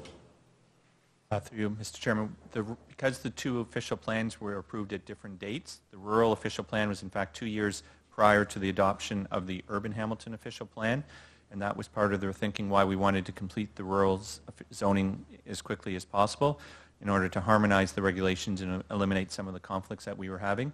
The other consideration is that in many areas the commercial zoning was already in place, like along stretches of Upper James or along Queenston Road, and the commercial zoning was simply harmonizing those regulations and or providing a bit more flexibility as opposed to pre-zoning or rezoning non-commercial properties into a commercial use. So in the vast majority of the properties, I think there was 5,000 properties roughly that were affected by the commercial mixed-use zoning, and the majority of those properties already had commercial permissions attached to them. What we were trying to do was consolidate, reinforce, and support existing commercial areas through that commercial zoning, as opposed to expanding the amount of commercial in the city of Hamilton, because that was sort of identified through the official plan review that there was not a need for large new commercial areas in the city since the commercial market was already well served through the commercial studies that were done at the time of preparation of the urban Hamilton official plan. Nevertheless, the priority right now for both planning and legal staff is to get the commercial zoning in force and effect to deal with those appeals, to scope them down to being property specific, so that those property owners who are now within the new commercial mixed-use zoning can take care of those permissions as quickly as possible. I appreciate it. So my understanding is that that there's a lot of potential revenue that was, again, foregone because we delayed the process of providing more flexibility. So I'm not questioning whether the commercial was already in place. But, I mean, we also acknowledge that the new OPA and the zoning and mixed use provided a lot more flexibility, especially on the arterial commercial. And that's where it was mostly impacted in regards, certainly my ward. And if it happened in my ward, I find it hard to believe it wouldn't happen in other areas of the city. So, again, it concerns me how we set these priorities, because I look at it from a financial point of view and saying, you know, where we can generate the most money and jobs, that's the area that gets the priority. And it doesn't seem that we took that approach through this planning process, and I want to highlight, hopefully we learned some lessons. Now I understand there's some uniqueness, we've identified those uniqueness, and so I'll give you that, but hopefully moving forward, that we can fix those issues so that we don't repeat the same pattern.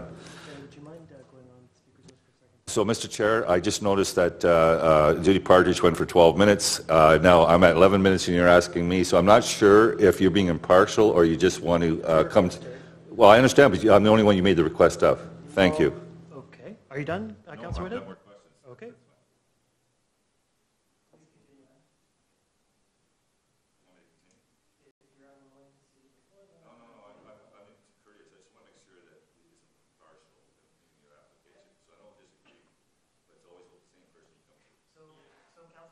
Clarify, you've now taken the same amount of time as Councillor Partridge, and you're free to continue if you so choose.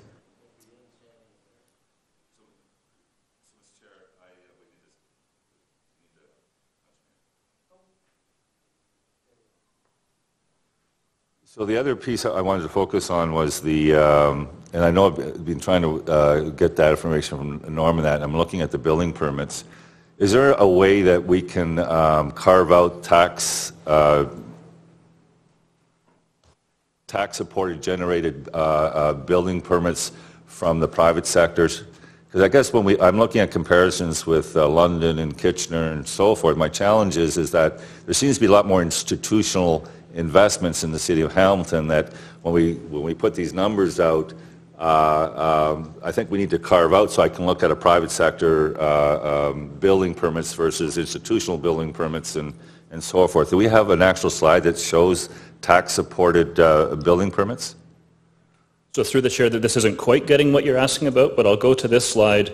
One of the things that we did in the ECDEV action plan is identify on a GFA basis a target for specifically commercial and industrial. So normally we report on ICI, but what you're seeing on this slide is we took out the institutional, and this is just showing our commercial and industrial gross floor area built over the past couple of years. So the target we set in the ECDEV action plan was 7 million square feet of industrial commercial over 5 years, so that's about 1.4 per year. And as I mentioned earlier in my presentation, that was a stretch goal. We put that out as like what we thought was a very ambitious stretch goal, and we actually exceeded it in 2017 at about 1.6 million square feet.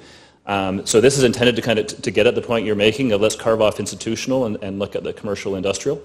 In terms of tax generated by this, I can't give you that number, but to your question, yeah, that is something we're specifically trying to track. Appreciate that, because I think it's an important piece, and when we're comparing ourselves to other communities, my concern is that the institutional has somewhat slanted the numbers favorably for City of Hamilton, but we also need to understand they don't generate taxes.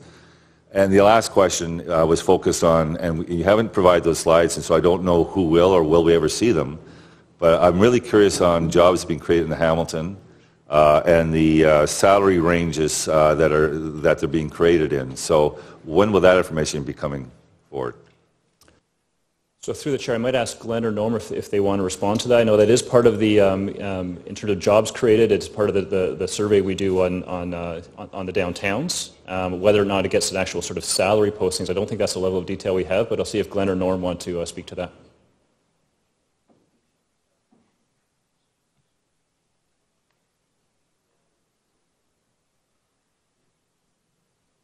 This is my last question.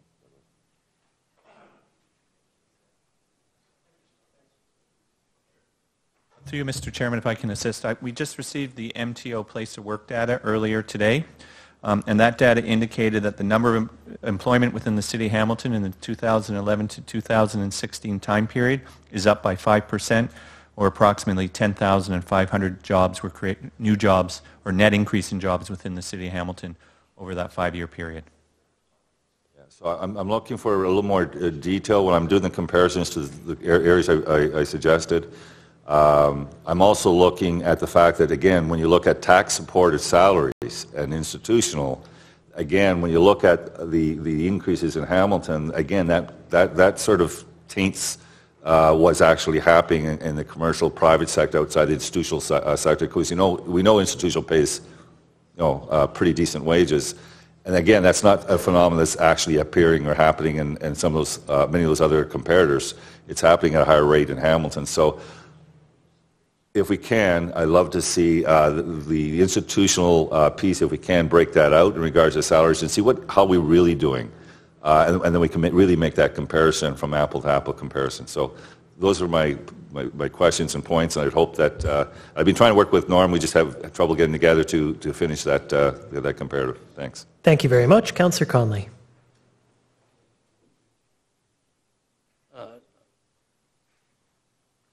I just, on page 33, the Upper Red Hill Valley Parkway and 20 Road Extension, are these things that are going to be started this year, or are they just projects for the future?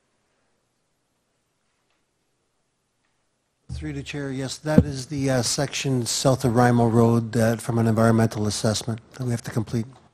I'm sorry. Yes, this year, 2018, we're going to start the EA for the section south of Rimo Road for the Upper Red Hill Valley extension. Okay, and then when do you predict or think that the actual extension would take place? Is it like 3 to 5 years from now, or? Through the chair, that would be correct, because then it would require land purchase if it doesn't go with development and the conditions that could set through the EA process. Thank you very much. And I know we talked about manpower with Steve Robichaud and how it's improved a lot in the last few years, and he's 2 or 3 short now. I was wondering if Tony could respond to the engineering department and what the status is, because I know he has people retiring, et cetera, and I'd just like to get an update from him on how his thoughts on this. Through the chair to the councillor, one of the key things that we're coming out, as Jason indicated, we want to set targets based on what our human capacity is, our number of resources, and as we get more refined with our data collection, you're seeing the targets that we're working at, and we're trying to keep pace with the other groups, and we can always use resources, and what we'll find is that with some of our senior staff retiring and a lot of our technical guys going on, it's going to be a lot of a longer learning curve to bring staff on, and we're probably going to start looking to bring on staff earlier so we can have a longer transition, which probably will result in a short-term budget pressure to deal with that. But ultimately, if the timelines that the expectation of both the council and the outside is a 3-week turnaround period, and we're at a 5-week turnaround period currently with our staff resources, then that could mean more staff. It depends on what target everybody wants to set, and we're hoping to come back as part of Open for Business based on analysis of all the data and all the things that we've done as to what our target will be. At this point, we're staying above water, but it's a struggle day to day based on the complexity and changes with the new legislation. Yeah, and I don't want us just to stay above water, because you can only tread water so long. How many people do you feel you are short because of retirements or the pressures? Through the chair, two of my senior staff I've already committed. One is talking about it.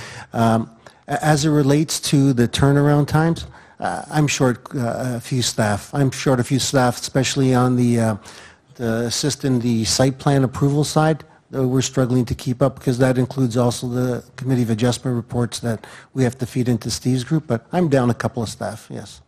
So the answer is 2? I would. I just want to get an answer. Through the chair to the councillor, I know that we need some resources. I want to make sure that because some of the other councillors asked, what is our rate of return on the investments that we've made? And that's what we're working to. What is the rate of return? But I do need staff in each respective section. Stormwater, for example, I do need another resource on that piece because of the complexity, and that's to get these studies done in advance. I'm hoping work that we're doing through block servicing that through Steve's group and my group will help in terms of reducing turnaround time, but then we'll need technical people to help do the implementation. So on the subdivision side, which Jason has indicated, we've seen a trend going down, and so we don't know what the impact's going to be after block servicing, and then in the future, I'll Friday know. So on those sides, we'll probably do need another staff moving forward on the subdivision, but we'll need staff on the site plan approvals group, subject to the workload. Right now, we're tapering off. I think Steve indicated we're at 240 site plan applications this year. I'm not sure if that was the number. And so we're looking at what our turnaround time is on that. So we probably do need 2 people. We're down 1 right now, so I haven't had a full complement. We're down 1, and we have a couple of, I have 3 senior staff that can go within 2 to 3 years in the site plan group, our development coordinators. 2 to 3 years? They can go within 2 to 3 years. So we're already looking at how we're going to build up those resources before we have that transition, because we don't want to get caught all at once. I could tell you point blank that it took us 1.5 years to fill in Bob Fitzpatrick's position, and we went 6 months before he retired, trying to get a person to fit into that place. So we know the recruiting is going to be the issue as it relates to the timing. So are you recruiting now? We have a posting out for a development coordinator that we're short, that we're going to be doing, and we're hoping that as we move along, if we can fill it in with the right person, we'll have that piece in. We've already posted for another project manager, understanding that there's a potential some staff will be moving out so that we have it already in the hopper. So we are proactively looking at that, knowing that we don't exceed our staff complement in this transition state. But I do have 2 of my managers that are going to be leaving this year, which are going to be major impacts to how we deliver our program, because they were jack of all trades. So, and the posting will be out for 1 within the next 2 weeks. I empathize with you because I know how busy both your departments are. And just on a side note, I think Tony and Steve, or me personally, do a great job. They're always available to me and try to answer all my questions and do whatever they have to do to make it work. So I think we have a good staff, but I don't want to lose sight of they can only do so much. So, thank you. Very true. Councillor Pearson. Thank you, Mr. Deputy Mayor, and certainly, Jason, thank you so much for the information and the presentation that everybody put together. And I have to agree, I want everybody who's touched a planning application, a licensing, even a building permit, there's so many staff that do a tremendous amount of work that we never see behind the scenes. And I want to thank you all. It's always appreciated. On slide 15, I just wanted to comment on the Open for Businesses chair. I've been chair of that for a number of years.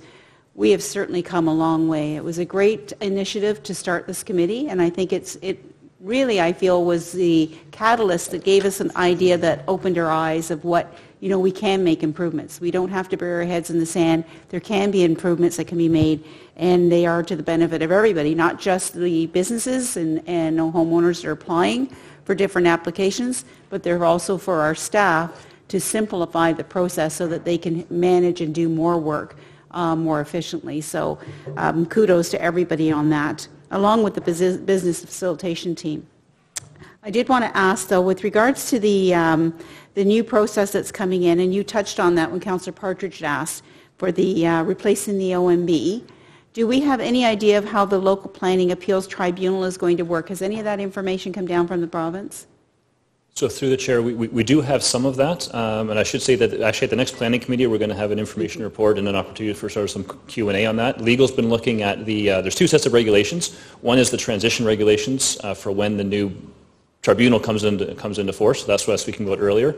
The Ministry of Attorney General also has started to put out regulations and guidelines in terms of their rules of procedure and how they'll actually deal with matters before the new tribunal. Again, they're consulting on those, so they're still subject to some change. But our intention is to come back to the next planning committee and at least give you a bit of an indication of what that's going to look like. And then once we have something finalized, we'll be able to give council, possibly through a workshop format, something like that, an opportunity to ask questions to understand how that new process will work. And I certainly will appreciate that. So we don't know at this time, and in your report coming forward, could there be a more additional cost that could be incurred with this new process for the municipality, for legal, etc.? Through the chair, yes. Certainly through this transition period, we expect that to be the case because we expect, well, we've already seen that we've got more non-decision appeals, and if that continues and ramps up, then there'll be quite a significant resourcing impact to get us through what's probably a year or 2 years of transition to deal with some of these legacy files going through the former OMB process. At the same time, we'll be trying to deal with files going to the new tribunal process, which is under faster statutory timelines. So we don't really have the option of parking certain things while we deal with some of these older files. We've got to move it all through at the same time. So there's going to be a pinch point for the next year or two, and so that'll be part of the discussion at council next week. Wonderful. Appreciate that. I think it's very important that we all get that information coming forward because we're all going to be affected by it. So certainly I think the invitation for all councillors to come to the Planning Committee meeting and receive the information would be appropriate. And lastly, I just wanted to ask, is the residential zoning bylaw, hallelujah, you said that we're in the process of doing that. It's been a long time coming. And so we have started it. This is the amalgamation of all of the existing zoning bylaws for 6 municipalities into one to come under 05200. So what are we looking at in timelines for this zoning bylaw? Through the chair, I'll let Steve speak to that. Through you, Mr. Chairman, I would anticipate it'll be a little bit different than the previous zoning bylaws. We will be bringing forward a series of discussion papers to Planning Committee for public consultation, dealing with a variety of factors such as residential care facilities, secondary suites, as well as looking at some design standards relating to multiple family townhouses and apartment buildings. Those discussion papers will be coming forward over probably in Q2, Q3 of this year, and then we'll be having public consultation on what we hear on those discussion papers with the intent, though, of bringing forward some draft zoning regulations probably into Q1 of 2019 based on what we start hearing. We're doing some background work right now in a review of best practices. One of the challenges, we've challenged the staff to come up with a very forward-looking, creative, flexible approach on the residential zoning bylaw as opposed to having 20 or 30 different distinct residential districts and every application or every property owner needing variances or having to go through a rezoning. So that's part of the conversation that we're having right now internally. But on some of those sort of key thematic areas, like I said, residential care facilities, secondary suites, garden flats, laneway housing, we want to bring those sort of discussion papers forward, have some public consultation, and then get direction from Planning Committee and Council on how to proceed on those thematic areas. But the goal is ultimately to have the residential zoning in front of committee for adoption within 12 to 18 months of this time. Very good. Glad to hear that. And I'm really glad that you're segmenting the different items because that'll make it a lot easier and a lot more understandable for the public than trying to grasp it through a huge long document of trying to pinpoint this little item that they might have a concern with. And through the public process, open houses obviously throughout the communities for everyone, and I'm not sure if you're going to pick so many segments and say this is what we're going out on, etc. So there will be a lot of advertising and involvement with the public. Through you, Mr. Chairman, that is correct. There will be extensive public consultation and stakeholder input. Obviously, we want to hear from the builders and the developers. We want to hear from the neighborhood associations, and we want to hear from residents in terms of either on those various thematic areas, also the type of zoning that's going to be developed. We know that in our established neighborhoods, the zoning regulations for those areas would be different than our new communities that are currently developing, and then we're also looking at what sort of zoning will guide the city in the post-2021 world going forward for 20 years, and trying to provide sort of that flexible zoning that would eliminate each development application having to come forward with 10 or 15 variances to the parent bylaw regulations, or for the property owners needing to go to the Committee of Adjustment every time they want to do something. And at the same time, though, within our established neighborhoods, we want to respect and respond to that established character and allow for change to occur, but change to be sympathetic and compatible with the existing character of those neighborhoods. Very good. Thank you so much. And I know staff will do a tremendous job on this as they have on the previous ones. And I'll tell you, just as an aside, it's going to be a lot more complicated and intricate than when we did our 1992 zoning bylaw in Stony Creek, where we actually mailed out a whole newspaper. It was a newspaper of the whole zoning bylaw to every property in Stony Creek. So it'll be a much more intensive. So thank you for that, and thank you for the answers to my question. Thank you, Councillor Pearson. Second time speaker, Councillor Farr. Yes, thank you. I went 6 minutes and then I put myself on the second time list. I've only got 3 quick questions, and actually I had a few more, but the previous speaker, Councillor Pearson, talked about the dissolving of the OMB.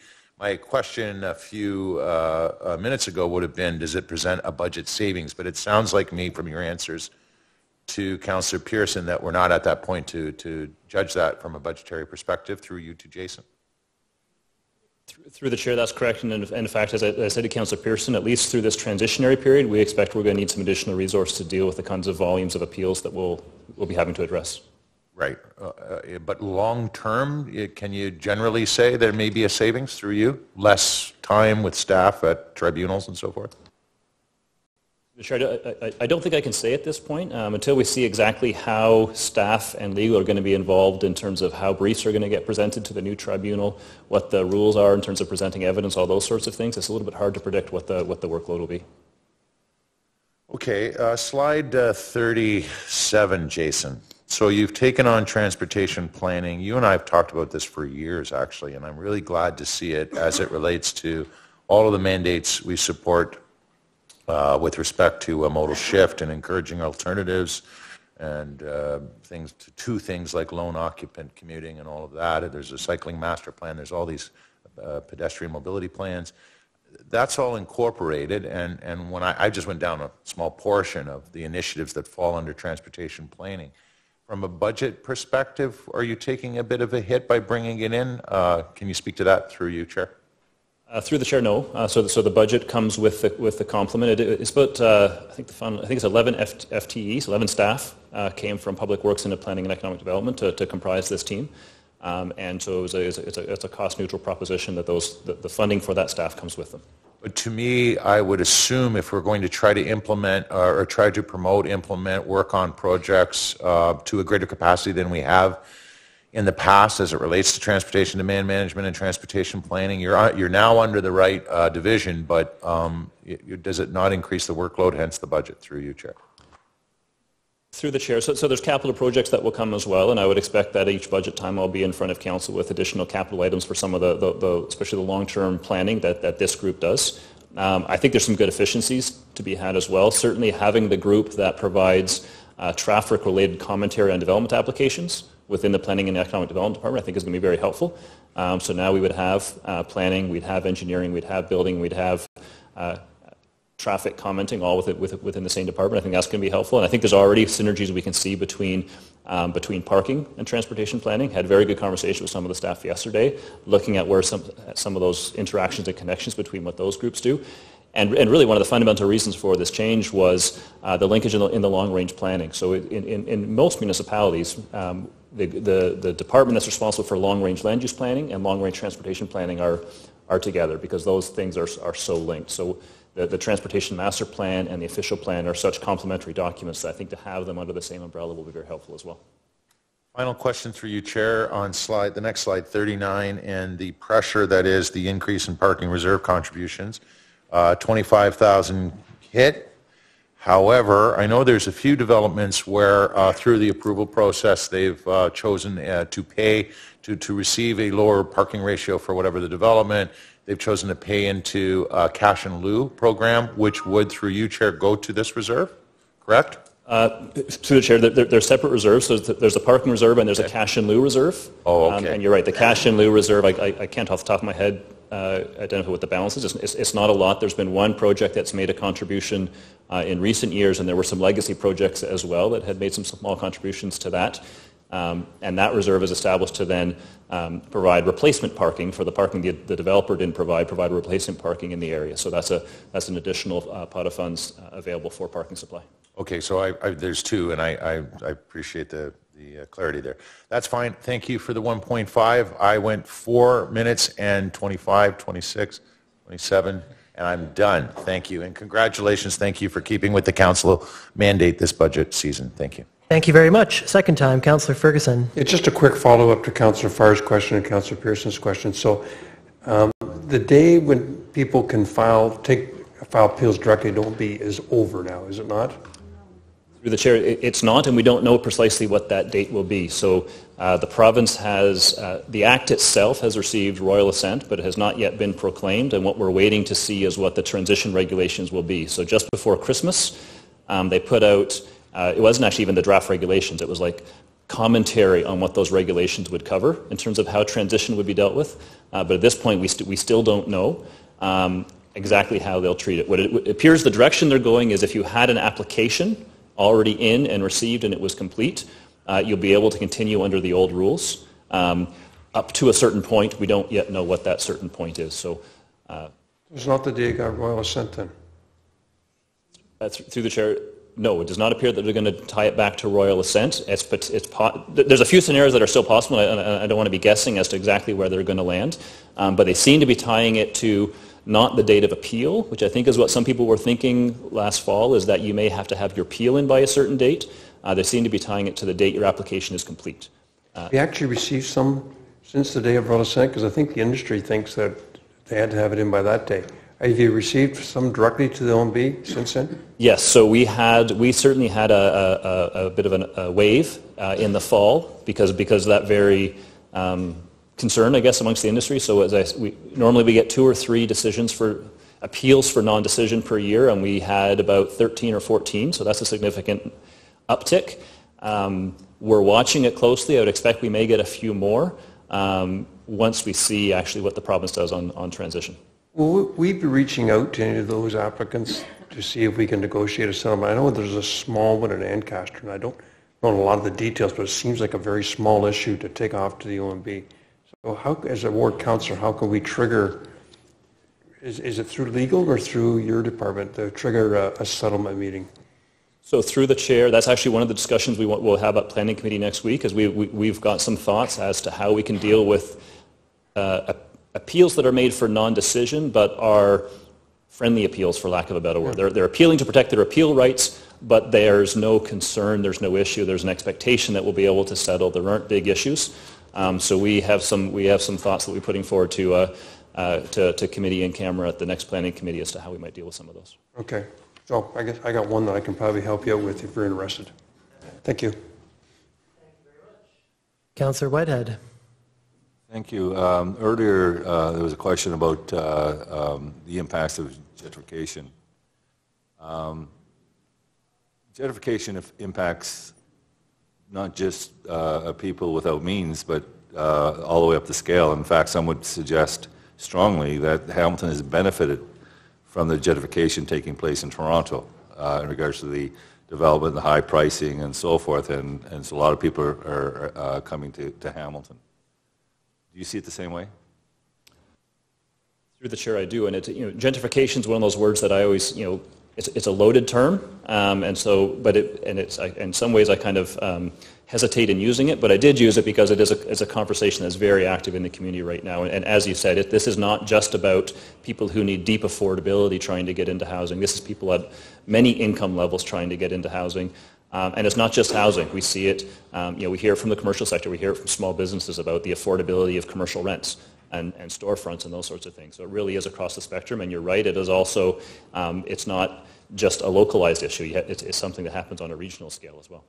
Now, and again, some would say that when these things happen, there's always the choice to move to a lower cost area.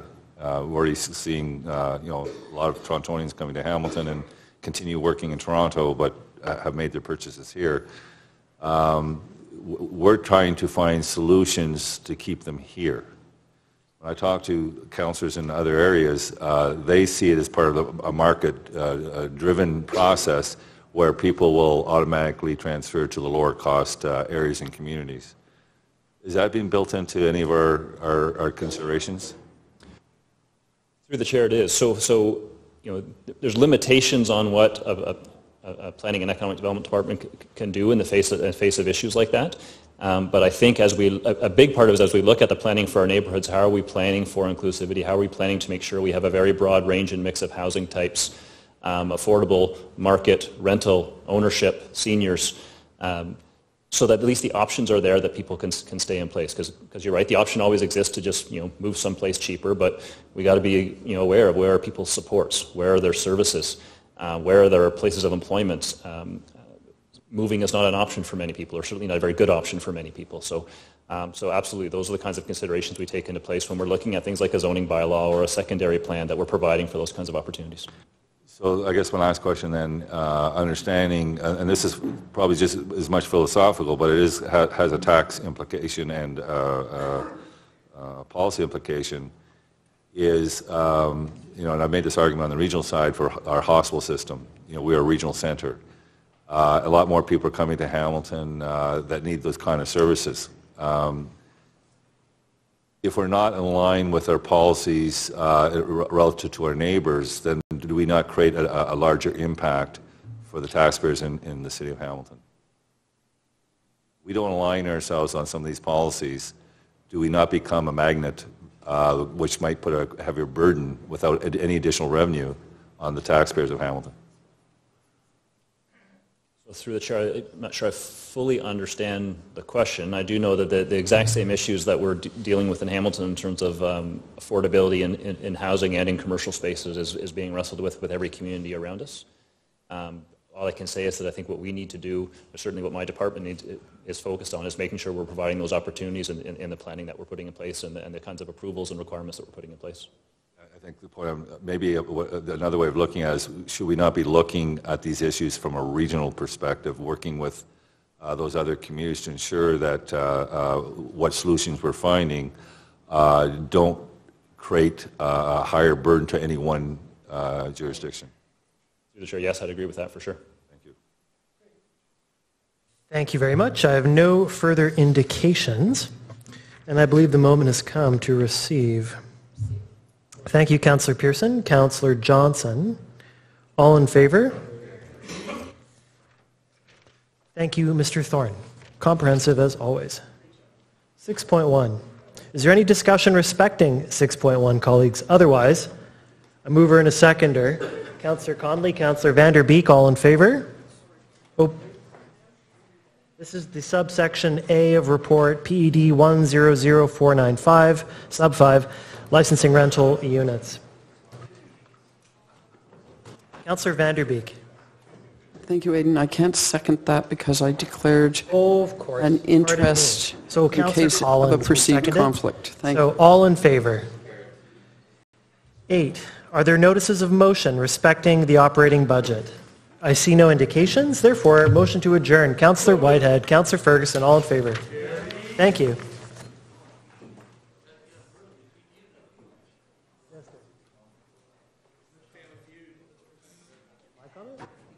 Thanks. And Pearson, I don't have a chance. I don't think you understand the adjournment. I don't think you understand.